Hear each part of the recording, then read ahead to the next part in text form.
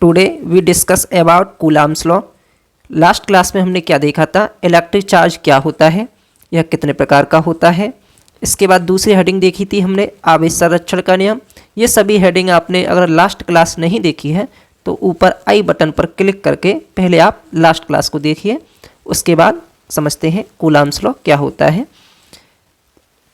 Last class में हमने क्या देखा था, आवेश चाहे पॉजिटिव हो चाहे नेगेटिव हो, बल क्या दोनों के मध्य क्या लगता है, हर हाल में बल लगता है। Like charges are repels to each other and unlike charges are attract to each other.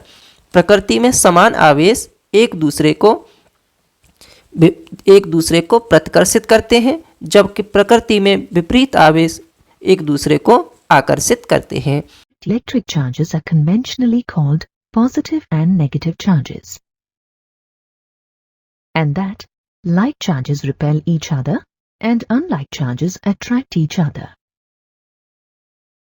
However, if the size of charged bodies is very small, but the distance between them is comparatively larger than their sizes, such charged bodies are treated as point charges.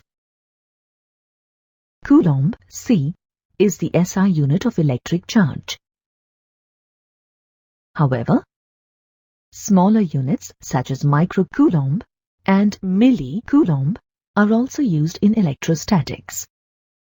Electric charge is a scalar quantity. Hence, the total charge on the body is equal to the algebraic sum. एक scientist हैं coulomb, इनका पूरा नाम है Charles Augustine दे coulomb. उन्होंने बताया कि आवेशों के मध्य लगने वाले बल की वैल्यू क्या होगी, परिमाण क्या होगा। ये बात तो हमें पहले से पता है कि आवेशों के मध्य क्या होगा, बल लगेगा, चाहे दोनों पॉजिटिव हो चाहे दोनों नेगेटिव हो, चाहे एक पॉजिटिव हो और एक नेगेटिव हो। लेकिन बल कब बढ़ेगा कब घटेगा, यानी बल का मैग्नीट्यूड निकालने के लिए, बल का परिमाण निकालने के लिए कूलाम ने एक फॉर्मूला दिया जिसे हम क्या कहते हैं, कूलाम का नियम कहते हैं। देखते हैं कूलाम्स लॉ क्या होता है।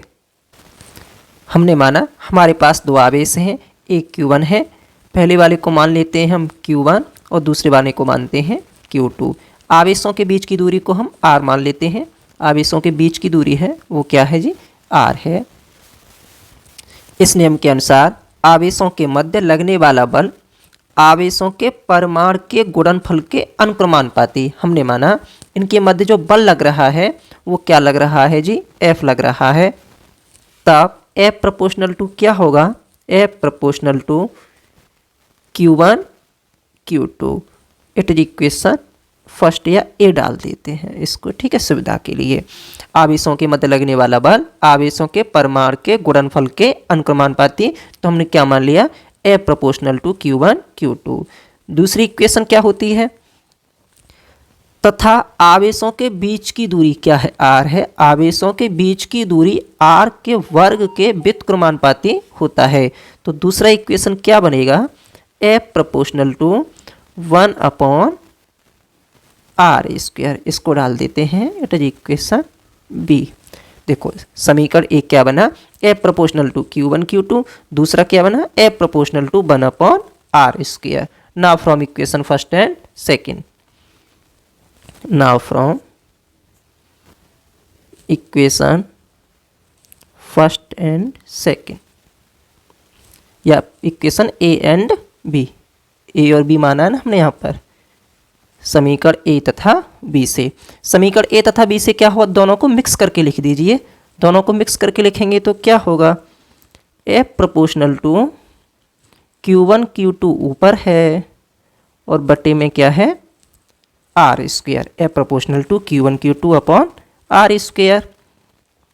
F प्रोपोर्शनल टू की जगह क्या लगा देंगे, इक्वल टू। और आपको पता है जब प्रोपोर्शनल टू इक्वल टू में चेंज होता है तो कोई न कोई कांस्टेंट आता है।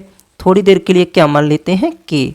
F equal to K Q1 Q2 upon R²। K क्या है, कांस्टेंट है और इसकी वैल्यू क्या होती है,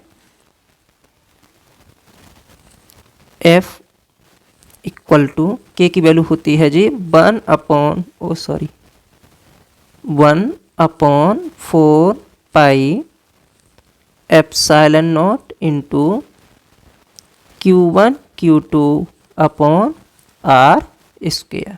तो क्या हुआ, के की जगह क्या आ गया हमारा 1/4πε0। ठीक है। अब जरा देखो ये जो फॉर्मूला बना है ये किसके लिए बना है, वैक्यूम के लिए। किसके लिए बना है जी, वैक्यूम के लिए। वैक्यूम बोले तो निर्वात के लिए बना है। ये दोनों आवेश वैक्यूम में न रखे हों, किसी अन्य माध्यम में रखे हों तो थोड़ा सा चेंज हो जाएगा। क्या आ जाएगा, तो अब देखते हैं। If both charges are placed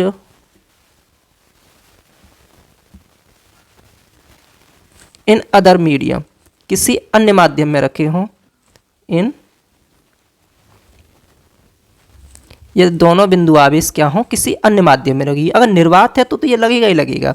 जैसे वो निर्वात में न रखे हों, कहाँ रखे हों, हवा निर्वात में न रखे हों, पानी में रखे हों, कांच में रखे हों, किसी अन्य माध्यम में रखे हों, तब यहाँ पे क्या आ जाता है, परावर्तन के आ जाता है। तब फॉर्मूला क्या होगा,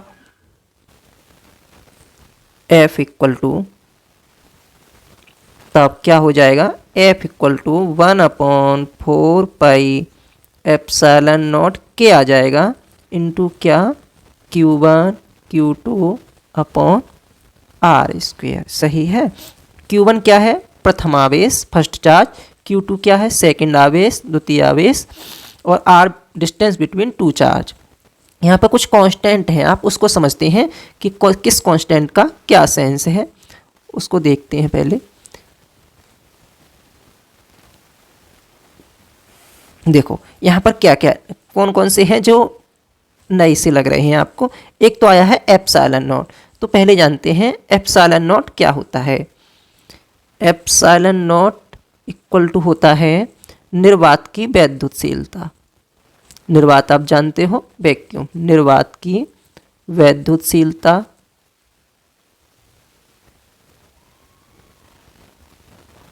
पैरामिटिविटी ऑफ वैक्यूम। इसकी वैल्यू फिक्स होती है, क्या होती है जी, 8.85 इंटू 10⁻⁻12। सही है, इसकी वैल्यू होती है। मात्रक लगाना चाहो लगा दो, कूलाम स्क्वायर पर न्यूटन मीटर स्क्वायर। फिर देखते हैं के क्या है, यहाँ माध्यम का परावैद्युतांक है। के माध्यम का परावैद्युतांक,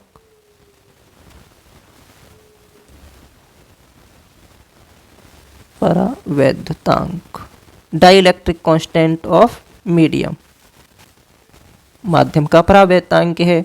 निर्वात के लिए तो ये 1 होता है। निर्वात के लिए कितना होता है, 1 होता है, लेकिन अदर मीडियम के लिए अलग अलग होता है। जैसे कि पेपर के लिए कितना होता है, कागज के लिए ये होता है जी 3.5। यहाँ ध्यान रखना परावैद्युतांक का कोई मात्रक नहीं होता। के वाटर, पानी के लिए क्या होता है जी 80 होता है। के मेटल, कोई धातु है उसके लिए क्या होता है, इन्फिनिटी होता है। के मेटल का काफ़ी पूछा जाता है, तो ये कांस्टेंट है, इनको ध्यान रखना। 1/4πε0 पूरे की वैल्यू क्या होती है उसको देखते हैं। पूरे को सॉल्व करोगे तो इसकी वैल्यू निकल के आती है 1/4πε0 इक्वल टू होता है जी 9 इंटू 10⁻⁹ न्यूटन मीटर स्क्वायर प्रति कूलाम स्क्वायर। ठीक है, ध्यान रखना न्यूटन मीटर स्क्वायर प्रति कूलाम स्क्वायर, उसका होता था एप्सिलॉन नॉट का कूलाम स्क्वायर पर न्यूटन मीटर स्क्वायर।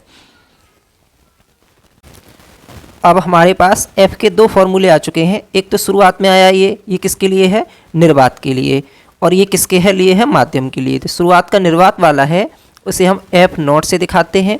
यहाँ मान लेते हैं निर्वात के लिए क्या है, F0 है, और ये किसके लिए है, माध्यम के लिए है, तो इसे हम क्या मान लेते हैं, FM मान लेते हैं। चाहो तो इसको समीकरण 1 डाल दो। चलो डब्बे में बंद किए देते हैं, इसे डब्बे में बंद करके समीकरण 1 डाल देंगे। निर्वात के लिए तो ये आया है, ठीक है, और दूसरा वाला आया है किसके लिए आया है, माध्यम के लिए। माध्यम के लिए कौन सा आया है, ये वाला आया है जी माध्यम के लिए। इसको 2 डाल देते हैं, ठीक है। अब जरा देखो हम क्या करें, यदि हम F not upon F M करें, क्या करें जी, F not upon F M करें या F M upon F nought करें तो क्या होगा, यहां से हम करते हैं F M upon F nought करते हैं तो देखो 1/4 एप्सिलॉन नॉट से 1/4 एप्सिलॉन नॉट तो कट जाएगा, ऊपर क्या बचेगा 1/k, क्योंकि एफ एम ऊपर है, क्या बचा जी 1/k, बाद बाकी क्या है Q1 Q2 से Q1 Q2 कैंसिल आउट हो जाएगा, आर स्क्वायर से आर स्क्वायर, तो फॉर्मूला क्या बनता है F M equal to F not upon K. ये काफ़ी इंपॉर्टेंट फॉर्मूला है, इस बेस पे एक न्यूमेरिकल भी करा देंगे अभी, ठीक है। अर्थात जब किन्हीं आवेशों को किसी माध्यम में रख दिया जाता है तो उनके मध्य लगने वाला बल उस माध्यम के परावर्तांक का 1/k गुना उस माध्यम के परावर्तांक का उसमें भाग हो जाता है, यानी 1/k गुना हो जाता है। यहाँ भी ध्यान से देखो, एक फॉर्मूला और बनेगा छोटा सा, यहाँ क्या है एप्सिलॉन नॉट है और यहाँ क्या है एप्सिलॉन नॉट के का गुणा हमें क्यों करना पड़ा, क्योंकि माध्यम चेंज हुआ। तो सुनो, एप्सिलॉन नॉट क्या है, निर्वात की वैद्युतशीलता है, और ये एप्सिलॉन नॉट के अगर इन पूरे की जगह हम क्या लगा दें, माध्यम की वैद्युतशीलता लगा दें तो हमें कोई दिक्कत ही नहीं है ना, इसकी जगह हम क्या लगा दें, माध्यम की वैद्युतशीलता लगा देते हैं। तो तब हमारा फॉर्मूला क्या बनेगा, एफ एम इक्वल टू, ये फॉर्मूला बनेगा जी F M equal to 1/4 epsilon nought, के नहीं लगाएंगे, अब एप्सिलॉन नॉट को हटा देते हैं, चलो इक्वल लिखे लेते हैं एप्सिलॉन नॉट के इंटू पहले क्या था जी Q1 Q2 upon R square, पहले फॉर्मूला था। अब हमें क्या करना है, एप्सिलॉन नॉट के को हटाना है, इसकी जगह हम क्या लगा देते हैं, माध्यम की वैद्युतशीलता लगा देते हैं। तो क्या बनेगा formula, F M equal to 1/4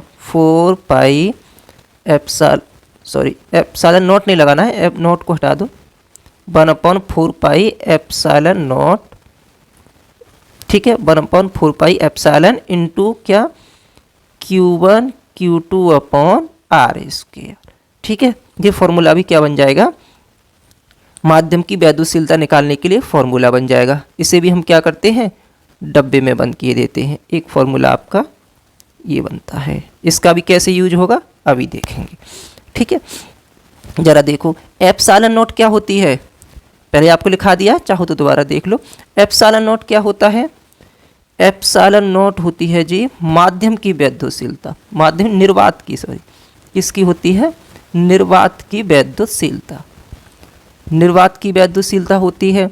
और एप्सिलॉन नॉट क्या है, माध्यम, एप्सिलॉन नॉट निर्वात और एप्सिलॉन नॉट क्या है, माध्यम की वैद्युतशीलता, ठीक है, दोनों में अंतर है।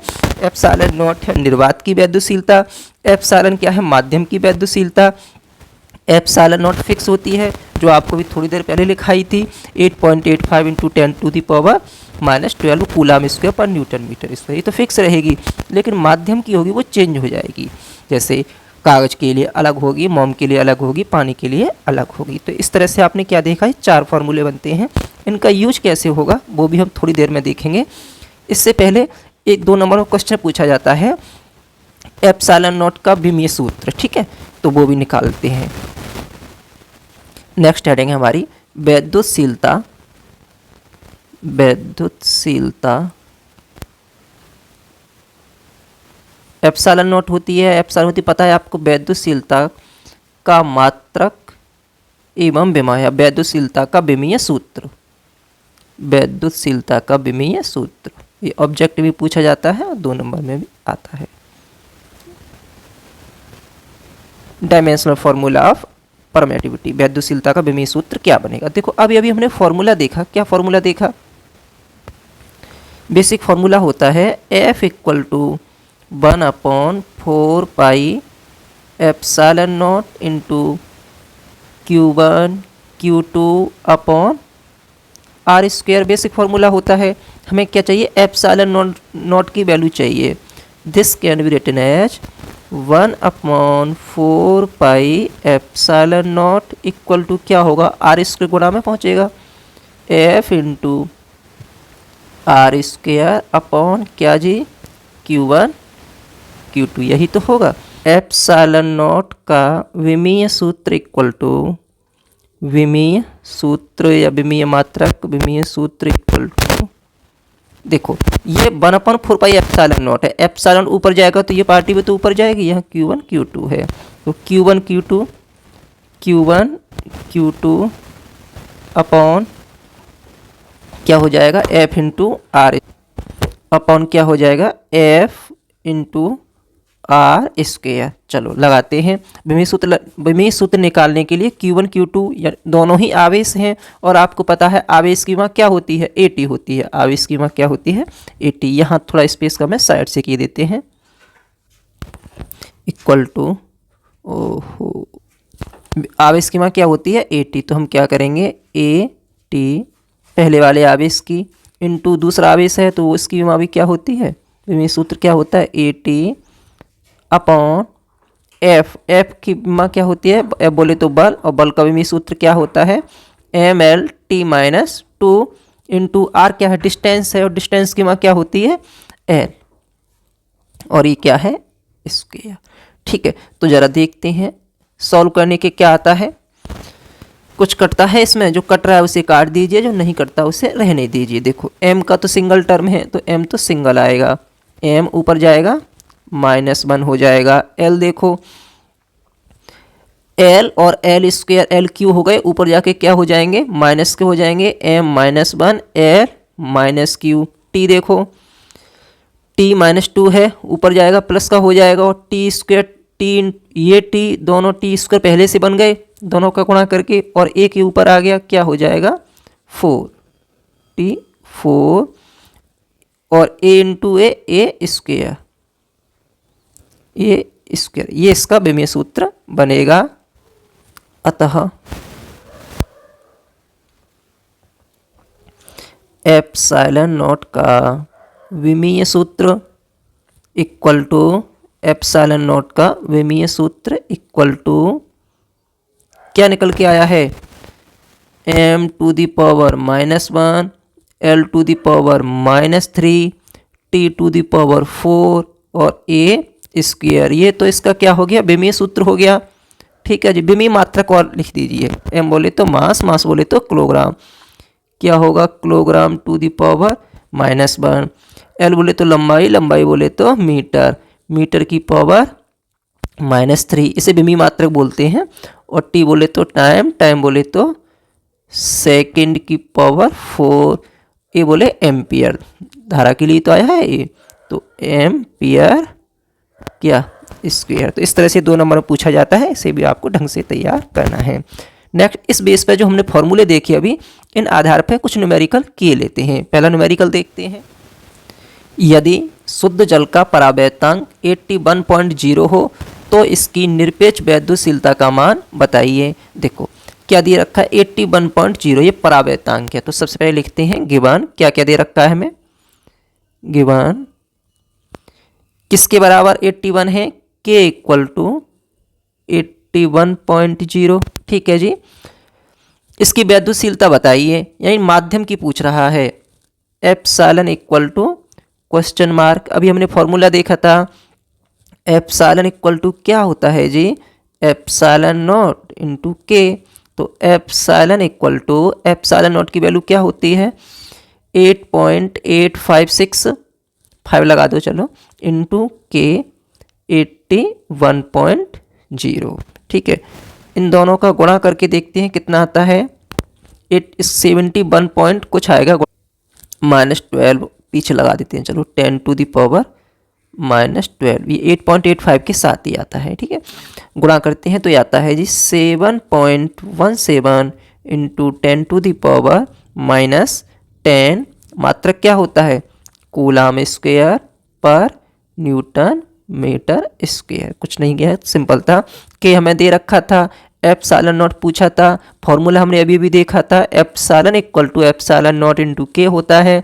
Epsilon equal to, epsilon naught की वैल्यू क्या होती है 8.85 इंटू 10 टू दी पावर -12, हमने पीछे लगा दी, एक लाइन बच गई है। के की वैल्यू क्या है 81.0, तीनों का गुणा करते हैं तो क्या आता है एप्सिलॉन इक्वल टू 7.71 इंटू 10⁻⁻10 और मात्रक क्या होता है इसका कूलाम स्क्वायर पर न्यूटन मीटर स्क्वायर। ठीक है, सिंपल है। दूसरा न्यूमेरिकल देखते हैं। देखो दूसरे में क्या है, निर्वात में स्थित किन्हीं दो आवेशों के मध्य आरोपित बल का मान 17 न्यूटन है। ठीक है, कोई आवेश रखे हुए थे, उनके मध्य लगने वाले बल का मान क्या था, पहले 17 न्यूटन था। यदि आवेशों को पैराफिन मोम में रख दिया जाए तो अब बल का, ये 1 नहीं है बल है यहाँ पे, तो अब बल का मान कितना होगा यदि मोम का परावर्तन 2.25 है। यहाँ पे मिस गिवन लिखते हैं, गिवन देखो शुरुआत में क्या दिया है 17 न्यूटन, ये क्या है निर्वात में लगने वाला बल है, तो हम क्या मानते हैं F naught equal to 17 newton. ठीक है, यदि आवेशों को पैराफिन मोम में रख दिया जाए तो उसका परावर्तन कितना है 2.25। ये 2.25 क्या है, माध्यम का परावर्तन क्या होता है के इक्वल टू 2.25।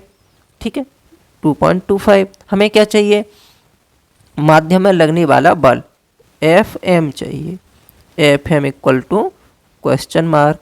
ठीक है जी, आपको पता है एफ, अभी अभी फॉर्मूला देखा था हमने, एफ एम इक्वल टू क्या होता है एफ नॉट अपॉन के। एफ नॉट क्या है आपका 17 अपॉन 2.25, यानी 17 में 2.25 का भाग देना है। इससे इसको काटेंगे तो कितना वैल्यू आता है 7, इसे काट लेना आप आराम से, 7.75। क्या मात्रक क्या होगा इसका, अरे है तो बल ही ना, तो इसका मात्रक भी क्या होगा न्यूटन ही होगा। ठीक है, तो ये भी सिंपल है।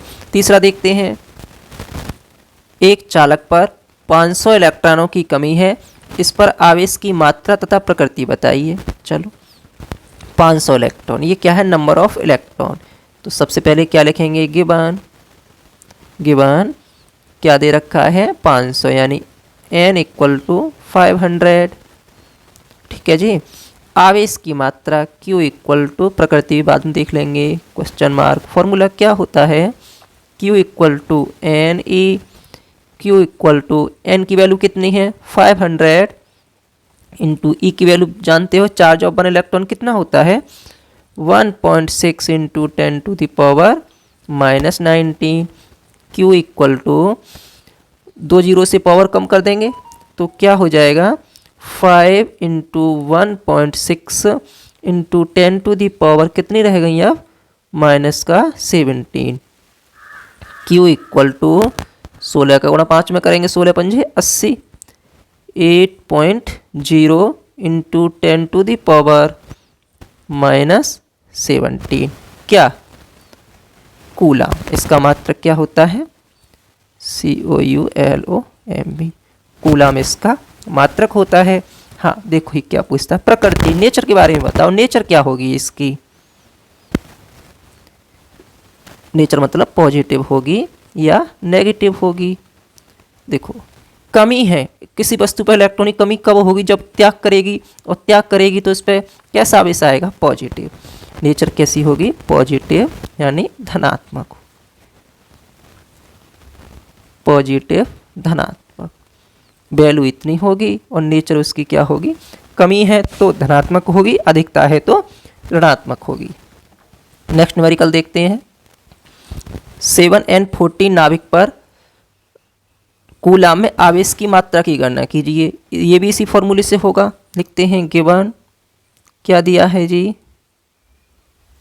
गिवन में दे रखा है आपको 7n14। आपको पता है किसी भी परमाणु में इलेक्ट्रॉनों की संख्या इक्वल टू प्रोटॉनों की संख्या इक्वल टू परमाणु क्रमांक, और परमाणु क्रमांक कितना दे रखा है 7, यानी नंबर ऑफ इलेक्ट्रॉन क्या है जी इसमें 7 है, n इक्वल टू 7 है। ठीक है, फिर क्या कहता है आवेश की मात्रा की गणना कीजिए, यानी क्या पूछा है आपसे Q पूछा है, तो आप क्या कर दोगे Q equal to question mark, वही फॉर्मूला Q इक्वल टू क्या होता है N E, Q equal to n बोले तो 7 इंटू ई बोले तो 1.6 इंटू 10⁻⁻19 Q इक्वल टू 7 का गुणा करेंगे, 7 6 42 के 2 हासिल 4, 7 एकम 7 और 4 11।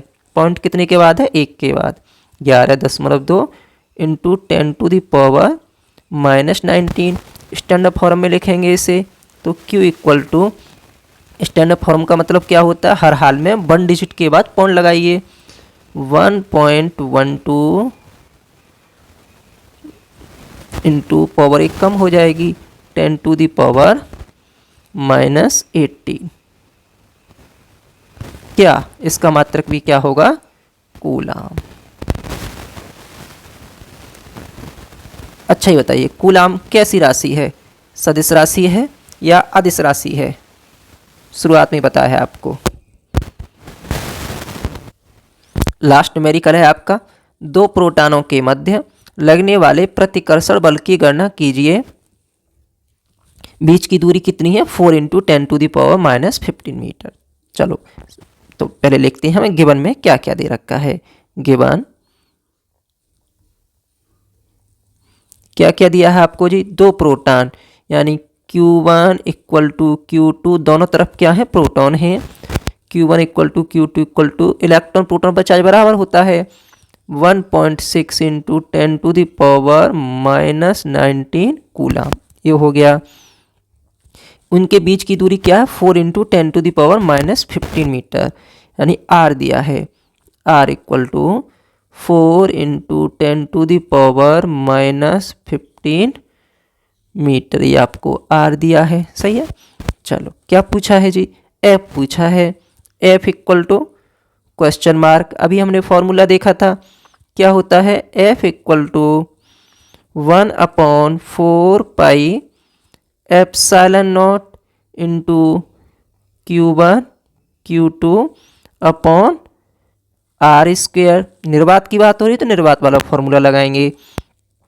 F इक्वल टू, इसकी वैल्यू क्या होती है? 9 इंटू 10⁻9 इंटू Q1 क्या है? 1.6 इंटू 10⁻⁻19। Q1 Q2 है, दोनों का क्या कर देंगे? स्क्वायर कर देंगे। अपॉन R क्या है? 4 इंटू 10⁻⁻15 का स्क्वायर। सही है। इस तरह से करेंगे। यहाँ स्पेस कम है, साइड से किए देते हैं।